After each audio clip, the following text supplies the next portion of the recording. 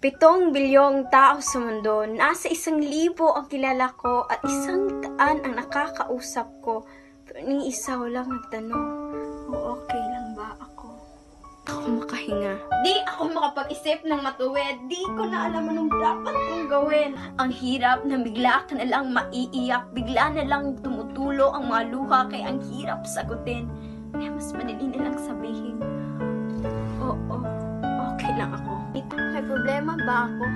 May isa pagtatanong kung ito, mas naguguluhan ako kung may problema ba ako o ang problema ba ay ako. Araw-araw tumitingala sa langit, tinatanong ang maraming bakit, nagtataka ko ang Diyos ba'y bingi? Ang tinig ko ba ang mali? 1, 2, 3, ayoko na nito.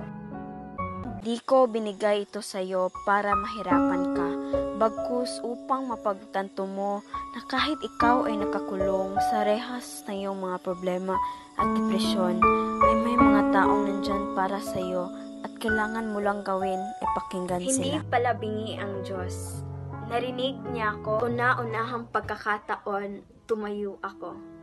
At ang 2 pa ako ay marunong palang lumakad. Lumakad palabas sa kulungang ako lang ang may gawa. Hinawakan nila ako at doon naramdaman ko na meron pala akong tahanan. Kumusta ka?